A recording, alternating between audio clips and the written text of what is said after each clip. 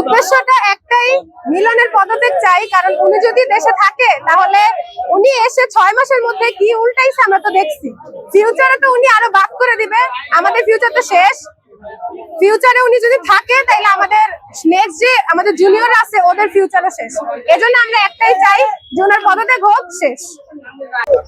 আমাদের দাবিটা হচ্ছে আমাদের ভাই বোনদের বিভিন্ন জায়গায় পানি দিয়ে জায়গায় পরীক্ষা দিতে হয়। উনি বলে যে পানি নাই, বৃষ্টি হবে না, উনি বিভিন্ন আবহাওয়া অফিস থেকে খবর নেয়। কিন্তু আসলে এই মিলন স্যার উনি এখানে থেকে খবর নেয়, কিন্তু উনি নিজ চোখকে দিয়ে দেখে না, নিজ চোখ দিয়ে দেখে নাই যে বৃষ্টি হয়, দেশের অবস্থা ভালো না, এই জায়গা ভালো না। একই প্রশ্নের মধ্যে পরীক্ষা হবে, একই প্রশ্নের মধ্যে পরীক্ষা হচ্ছে না। উনি যা ইচ্ছা করতেছে আমাদের লাইফ নিয়ে, উনি এক্সপেরিমেন্ট চালাতেছে। আমাদের স্টুডেন্ট 2026 সালের স্টুডেন্টরা সবচেয়ে মানে নিকৃষ্ট স্টুডেন্ট, উনি এটাই প্রমাণ করতে চাইতেছে।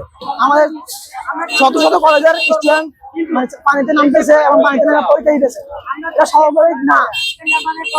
এবং আমাদের ভাবতেছি যে শিক্ষামন্ত্রী ওপেন বলতেছে যে আমরা নকলের শিক্ষা। আসলে ভাই এখন নকল দুনিয়া নাই, এখন কে নকল করবে? নকলটা করবে কি? এটা শিক্ষামন্ত্রীর কাছে যে বলতে চাই যে সকলের উদ্দেশ্যে যে এখন আর নকলের দুনিয়া নাই ভাই, যা হবে ফেস টু ফেস। এখন আমাদের অলিমিট মানসিক পেপার দেওয়া হয়।